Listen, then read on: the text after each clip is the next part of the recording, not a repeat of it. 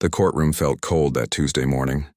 20 rows of wooden benches sat behind a small railing, and beyond that the judge's bench rose up like a throne. Daniel sat in the defendant's chair, his hands folded on the table in front of him. He looked nervous, and honestly, who wouldn't be? At 19, he barely looked old enough to vote, let alone handle himself in a courtroom. He was wearing a gray hoodie and dark jeans. His sneakers were a bit scuffed. A backpack sat on the floor next to his chair, the kind college kids carry around campus. His hair was a little messy, like he'd rushed out of the house that morning without much thought. To anyone watching, he looked like a kid who'd gotten himself into trouble and didn't quite know how to get out of it. Judge Harold Brennan sat up high behind his bench, flipping through some papers with an expression that made it clear he'd rather be anywhere else. Judge Brennan was in his late 50s with gray hair and a face that seemed permanently set in a frown. He had a reputation around the courthouse. Some people said he was tough but fair. Others said he was just plain mean, especially to young people who came through his courtroom. The case on the docket seemed simple enough. Daniel had been pulled over a few weeks earlier for a traffic violation. Nothing major, just allegedly going a bit over the speed limit on a quiet street. But things had gotten complicated when Daniel questioned the police officer about the stop. The officer said Daniel had been disrespectful and argumentative. That led to an additional charge of contempt, which is why Daniel was now sitting in court instead of just paying a ticket and moving on with his life. The courtroom was maybe half full, a few other people waiting for their cases to be called, a couple of attorneys chatting quietly in the corner, and some courthouse staff. When Judge Brennan looked down at Daniel, several people in the gallery exchanged knowing glances. They'd seen this before, young person, casual clothes, trying to fight a traffic ticket. It usually didn't end well. Judge Brennan cleared his throat loudly. The sound echoed in the quiet room. He glanced at Daniel over the top of his reading glasses with barely concealed irritation. "Mr. Chen," the judge said, his voice dripping with condescension. "Do you understand why you're here today?" Daniel nodded.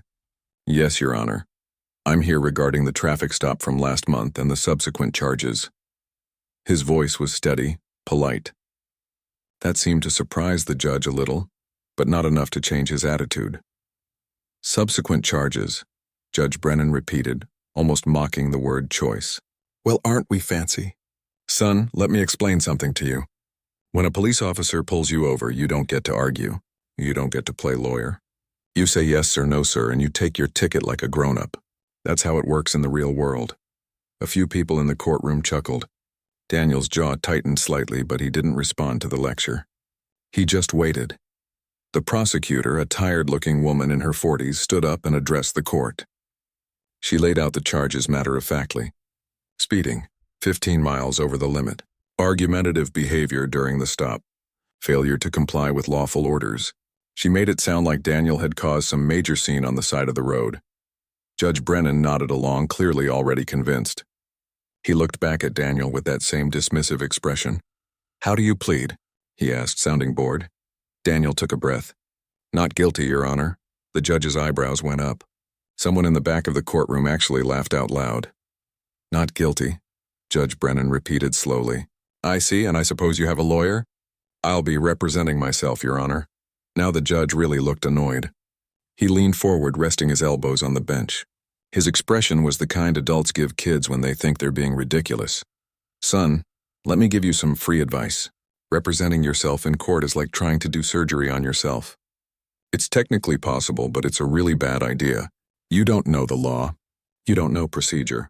You're going to waste everyone's time here, including your own, and you're still going to lose. Why don't you save us all the trouble and just plead guilty? Pay the fine, do some community service, and we can all go home." Daniel remained calm. He reached down and pulled a folder from his backpack. Inside were neatly organized documents, tabs sticking out with different colors. He placed it on the table in front of him with quiet confidence. "I understand your concern, Your Honor, but I'm prepared to proceed." Judge Brennan sighed heavily, the kind of sigh that said he thought Daniel was being stupid and stubborn. More chuckles rippled through the courtroom. The prosecutor smirked and shook her head slightly. Even the bailiff standing by the wall seemed amused. "Fine," the judge said, waving his hand dismissively. "It's your funeral, kid. We'll see how confident you are after we get started. But don't come crying to me when this goes sideways. You had your chance to do this the easy way. Daniel simply nodded. Thank you, Your Honor. As the prosecutor began calling her first witness, Daniel opened his folder and pulled out a pen. He started taking notes, his handwriting quick but neat.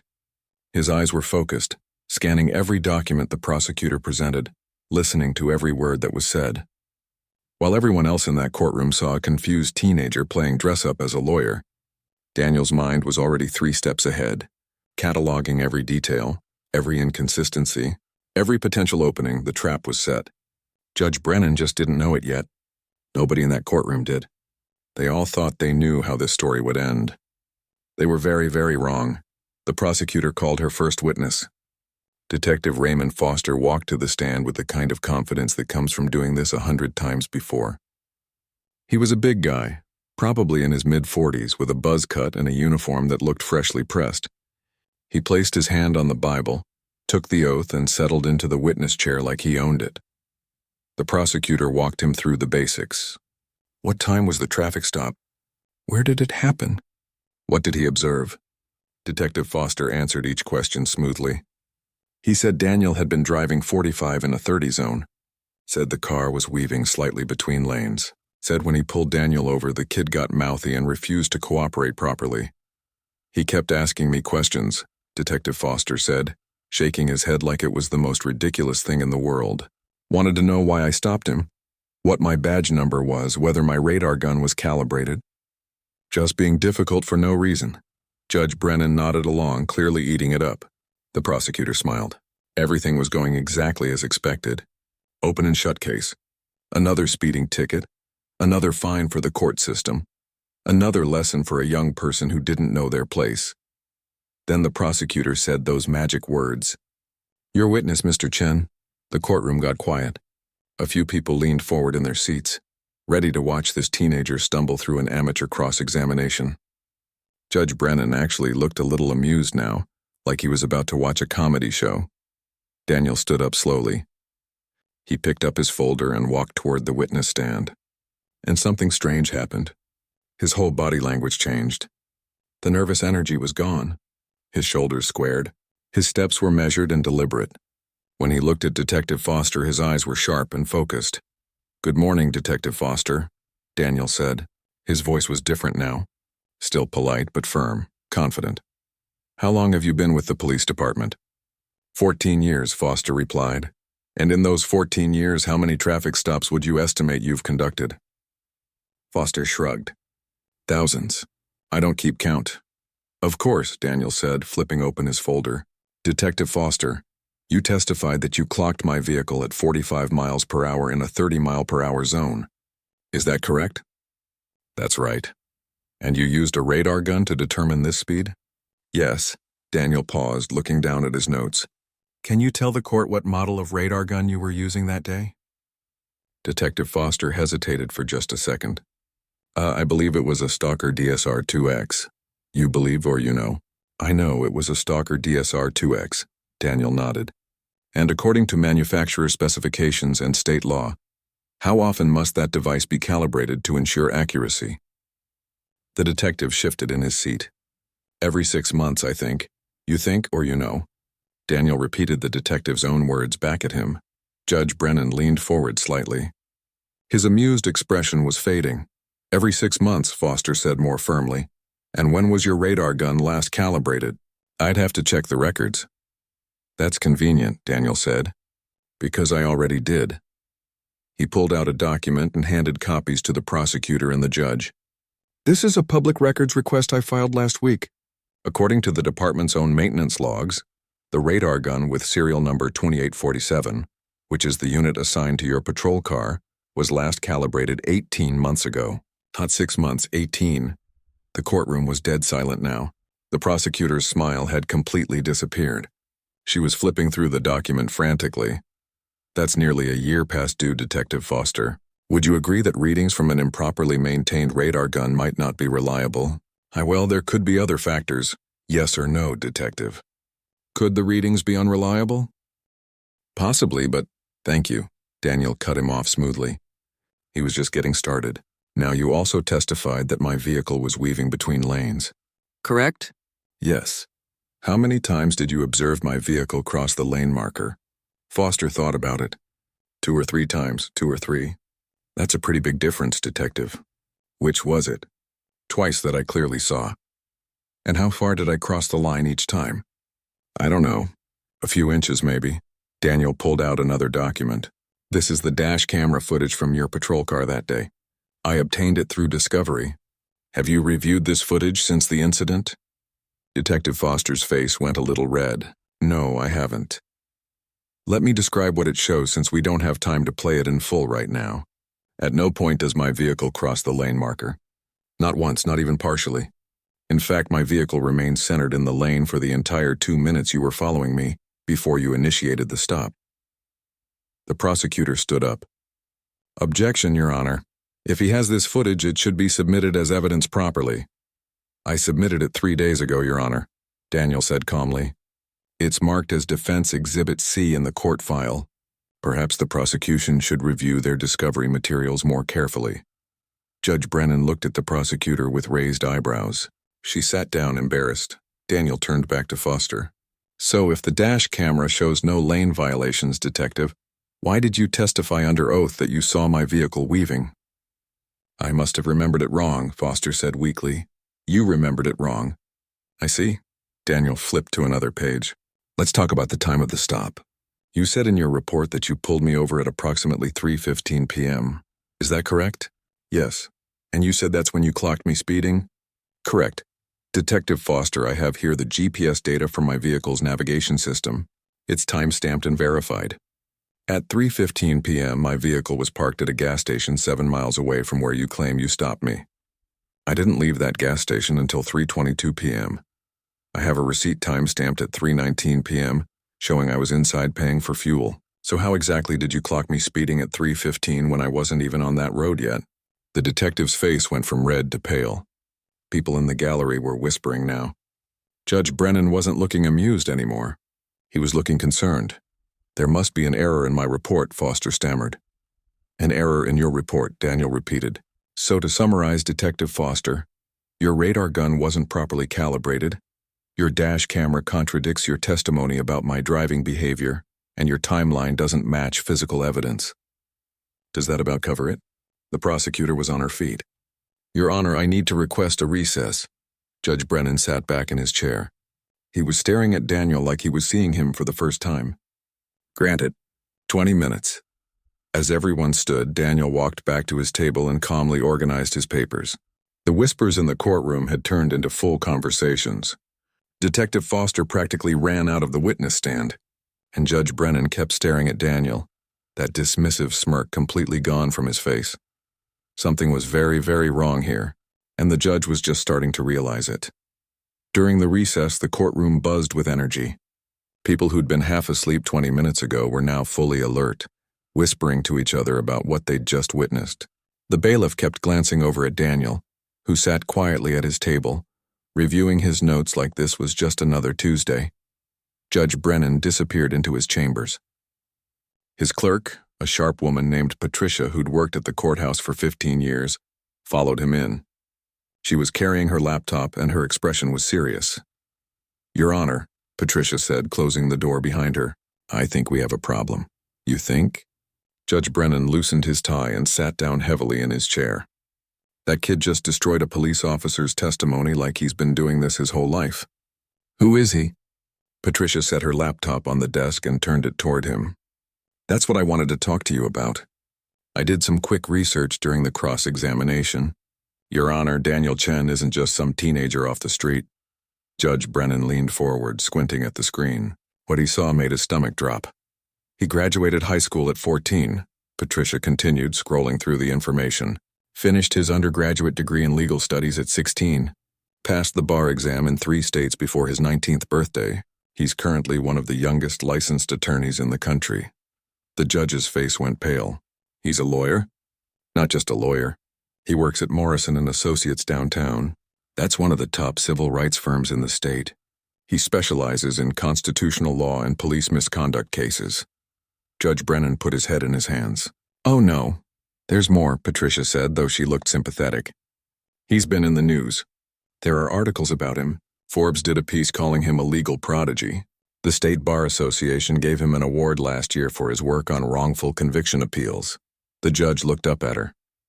Why didn't he say something? Why didn't he tell me he was an attorney? Patricia shrugged. I don't know, Your Honor. But based on what I'm reading about him, he's really passionate about fair treatment in the legal system.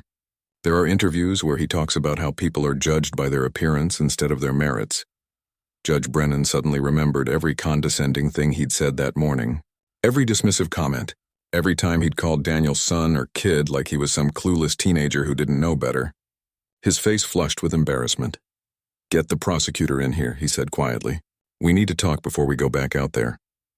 5 minutes later, the prosecutor sat across from the judge and she looked just as shaken as he felt. Patricia had filled her in on Daniel's background. This is a disaster, the prosecutor said, running her hand through her hair. Detective Foster's testimony is falling apart. The evidence doesn't match up. And now we find out we're going up against someone who could probably teach law school classes. Judge Brennan nodded slowly. The question is, what do we do about it? I could offer to drop the charges, she suggested. Cut our losses. After what happened out there? After what I said to him? The judge shook his head. He's going to want more than that. You saw how he worked. He's building something bigger here. The prosecutor sighed. You're right. This isn't just about a traffic ticket anymore. This is about making a point. When everyone returned to the courtroom, you could feel the shift in the atmosphere. Judge Brennan no longer looked annoyed or amused. He looked careful, concerned, maybe even a little nervous. The prosecutor kept glancing at Daniel like he might explode at any moment. Before they could resume testimony, Judge Brennan cleared his throat. Mr. Chen, could both counsels please approach the bench? Daniel stood and walked forward. The prosecutor joined him. They stood in front of the judge's bench, speaking quietly so the gallery couldn't hear. Judge Brennan looked directly at Daniel. Mr. Chen, I'm going to ask you a direct question, and I'd appreciate an honest answer. What is your educational and professional background? Daniel met his eyes steadily. Your Honor, I graduated from Jefferson High School at 14. I completed my bachelor's degree in legal studies at the University of Chicago when I was 16. I passed the bar exam in Illinois, California, and New York at 18. I'm currently employed as an associate attorney at Morrison & Associates, where I've been working for the past 13 months. I specialize in civil rights law and constitutional litigation. The prosecutor closed her eyes like she was in pain. Judge Brennan took a deep breath. And why? The judge asked slowly. Didn't you mention any of this when you first appeared before this court? Daniel's expression remained calm, but there was something in his eyes now. A quiet intensity. Because I wanted to see if the system would treat me fairly regardless of how I looked or how old I appeared to be. I wanted to see if justice would be blind to age and appearance, the way it's supposed to be blind to race and gender and everything else. The words hung in the air. Judge Brennan felt about 2 inches tall. Your Honor, Daniel continued, with all due respect, from the moment I walked into this courtroom, you made assumptions about me. You mocked me. You suggested I was wasting everyone's time. You told me I didn't know the law and that I should just plead guilty and go home. You did all of that without knowing anything about me except what I looked like. The judge couldn't argue. Every word was true. And it's not just about me, Daniel said, his voice getting a little stronger. It's about every young person who comes through these doors and gets treated like they're stupid just because they're young. It's about every defendant who gets dismissed because they don't look like what people think a lawyer or a professional should look like. The system is supposed to be better than that. Judge Brennan nodded slowly. You're right. You're absolutely right, and I apologize. That doesn't excuse what happened here, but I am sorry. Daniel accepted the apology with a slight nod, but his expression made it clear that sorry wasn't going to be enough. Your Honor, he said, I'd like to make a formal motion to dismiss all charges based on the violations of my Fourth Amendment rights that I've already established through Detective Foster's testimony. Furthermore, I'm prepared to file a complaint against Detective Foster for falsifying elements of his police report and conducting a stop without proper probable cause. The prosecutor looked at Judge Brennan helplessly. They both knew Daniel had them dead to rights. Additionally, Daniel continued, pulling out another document, I have evidence that suggests this isn't an isolated incident. Detective Foster has a pattern of similar stops, and I believe there's a systematic problem that needs to be addressed.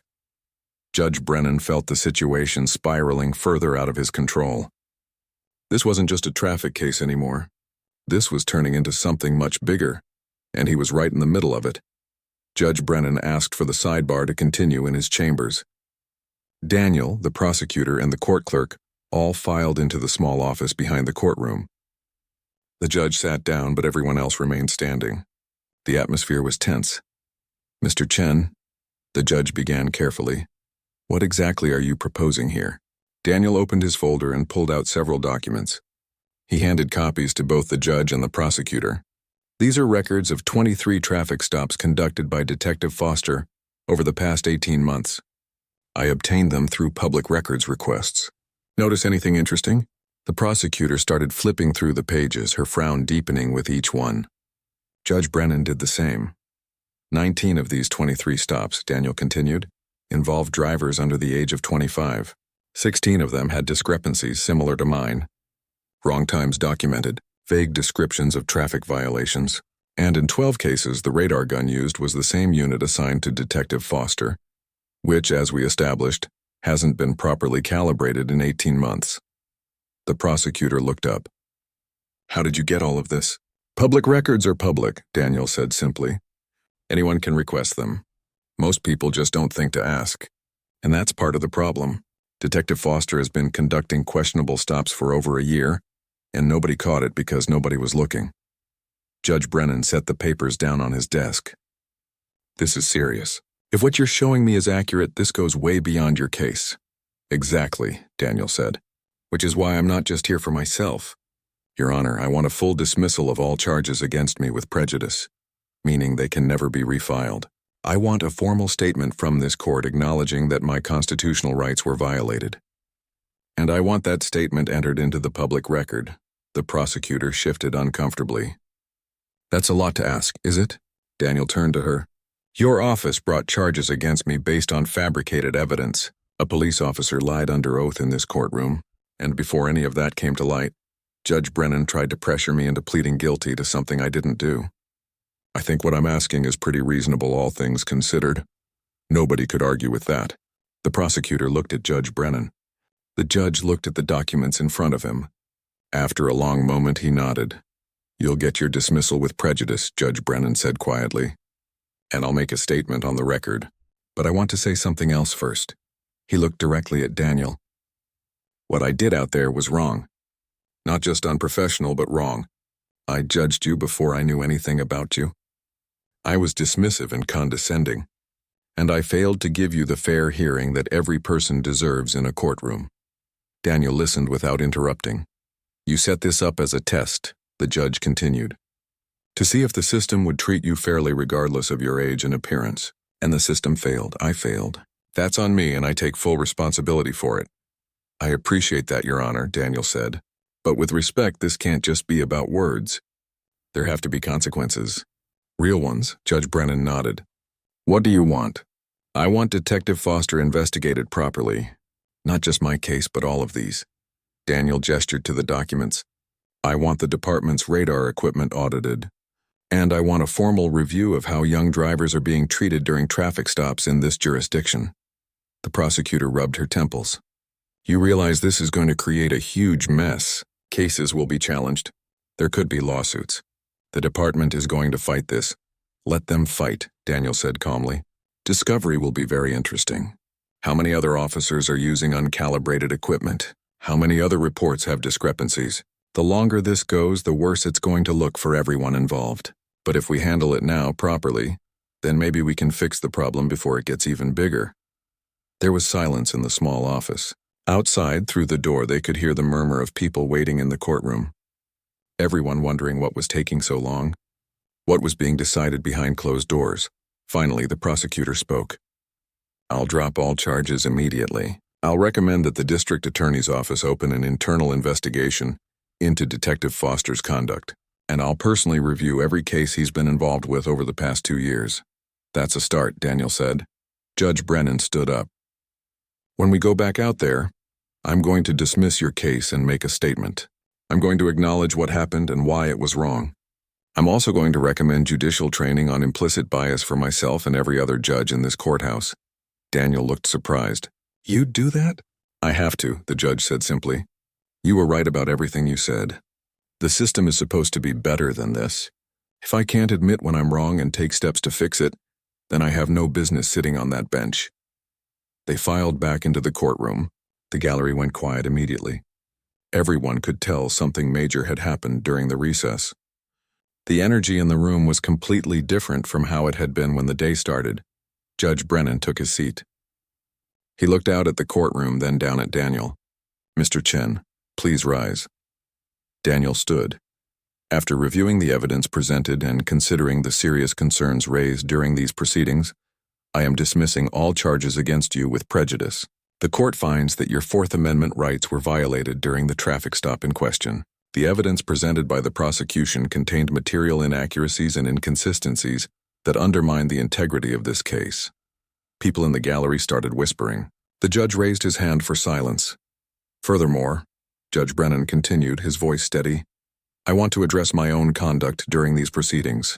When Mr. Chen first appeared before this court, I made assumptions based on his age and appearance. I was dismissive and condescending. I failed to provide the impartial hearing that every defendant deserves. That was wrong, and I apologize not just to Mr. Chen, but to everyone in this courtroom and to the broader community." The whispers grew louder. This was unprecedented. Judges didn't usually apologize from the bench. Mr. Chen is a licensed attorney with impressive credentials and experience. But even if he wasn't, even if he was exactly what I assumed him to be, a young person with no legal training representing himself, he still deserved to be treated with respect and fairness. That's what justice requires. That's what our system promises. And today I failed to deliver on that promise. Daniel watched the judge carefully. There was something genuine in Brennan's voice now. Real regret, real understanding. This case has exposed serious issues with how traffic stops are being conducted and documented in our jurisdiction. The judge continued. I am ordering a full review of Detective Foster's cases and recommending that the police department conduct an immediate audit of all traffic enforcement equipment and procedures. The prosecutor nodded. She looked tired but also resigned to what needed to happen. Mr. Chen, you're free to go. All charges are dismissed, and again I apologize for what happened here today. Daniel gathered his papers. Thank you, Your Honor. As he walked toward the exit, people in the gallery stared at him with new understanding. This wasn't just some kid who'd gotten lucky. This was someone who deliberately walked into a courtroom to expose a broken system, and he'd succeeded. The story didn't end when Daniel walked out of that courtroom. In fact, that's when things really got interesting. By the next morning, word had spread through the legal community like wildfire. Attorneys talked about it over coffee. Courthouse staff whispered about it in the hallways. Someone had recorded parts of the proceedings on their phone, and clips started circulating online. Within 48 hours, local news stations were running the story. Teen lawyer exposes judge's bias, read one headline. 19-year-old attorney outsmarts courtroom, said another. Daniel's phone wouldn't stop ringing. News outlets wanted interviews. Legal blogs wanted quotes. His law firm's senior partners called him into the office, and he honestly wasn't sure if he was about to be congratulated or fired for making such a public spectacle. Turns out, it was congratulations. The firm's managing partner, an older man named Robert who'd been practicing law for 40 years, shook Daniel's hand with genuine respect. What you did took guts, Robert said. And more importantly, it was right. We're proud to have you here. The firm's phone was ringing off the hook too. New clients calling. People who'd had similar experiences with police stops, with dismissive judges, with a system that judged them before hearing them. Daniel spent the next week taking consultations, hearing stories that made his blood boil. A single mother who'd been pressured into pleading guilty to a crime she didn't commit because she couldn't afford to miss work for a trial.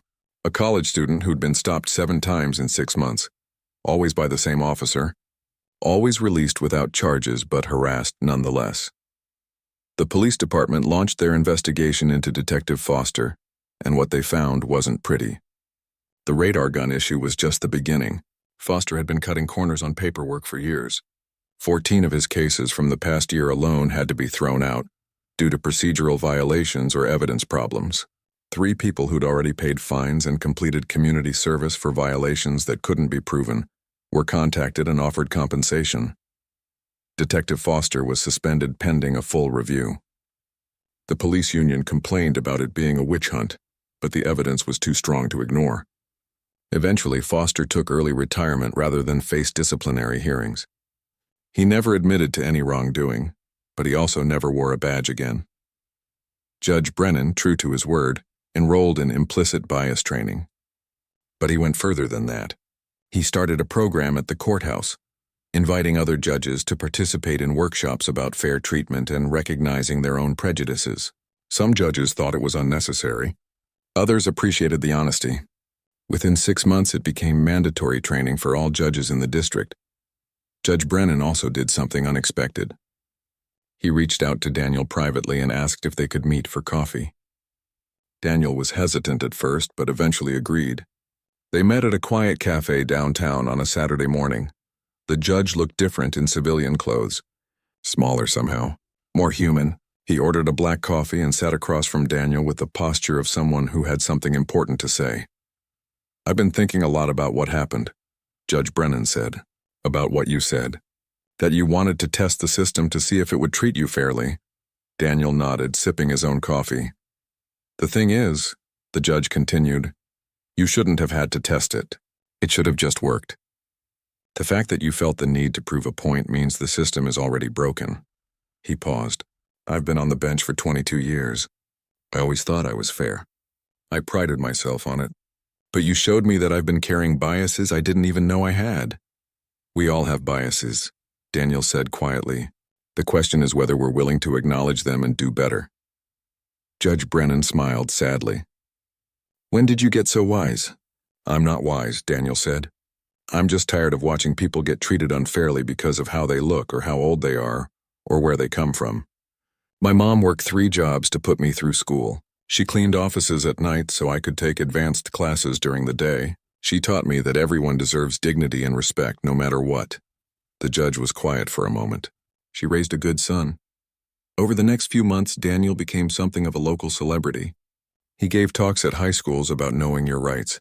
He volunteered with organizations that helped people navigate the legal system. He took on pro bono cases for people who couldn't afford representation. The case that had started it all became a teaching example at law schools across the state. But Daniel stayed humble through all of it. When reporters asked him about being a genius or a prodigy, he always redirected the conversation. "I'm not special," he'd say. "I just had opportunities that a lot of people don't get. And I'm trying to use those opportunities to help others." His law firm gave him more responsibility. He started leading cases instead of just assisting. He won more than he lost. And even when he lost, he did it with the kind of integrity that earned respect from judges and opposing counsel alike. The real measure of impact came about a year later. The police department had completely overhauled their traffic enforcement procedures. All equipment was regularly calibrated and documented. Officers received additional training on constitutional rights and proper stop procedures. Complaints about unfair traffic stops dropped by 60%. Judge Brennan's mandatory bias training program expanded to include prosecutors and public defenders too. The courthouse started tracking demographic data on case outcomes to identify patterns of unfair treatment. It wasn't perfect, but it was progress. Daniel sometimes thought about that morning in the courtroom, how nervous he'd felt walking in, even though he knew exactly what he was doing, how Judge Brennan had looked down at him with such dismissiveness, how the whole room had laughed when he said he'd represent himself. He thought about all the people who didn't have his education or his credentials, people who walked into courtrooms every day and got dismissed, talked down to, treated like they didn't matter. That could have been him if he'd been born into different circumstances. That was still so many others. One afternoon, Daniel was leaving the courthouse after a hearing when he saw a young woman sitting on the steps outside. She looked worried, clutching some papers. She couldn't have been more than 20. She reminded him of himself a year ago. "You okay?" Daniel asked. She looked up. "I have a court date next week. Traffic ticket. I know I wasn't speeding, but I don't know how to prove it. I can't afford a lawyer." Daniel sat down next to her. "Tell me what happened." As she explained her situation, Daniel listened carefully. Then he pulled out his business card and handed it to her. "Come by my office Monday morning. We'll figure this out together." Her eyes widened. "I can't pay." "Don't worry about that right now," Daniel said. Everyone deserves a fair shot.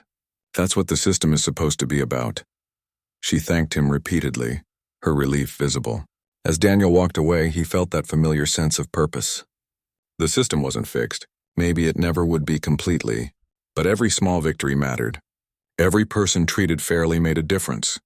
And he was going to keep fighting one case at a time to make sure justice really was blind to everything except the truth.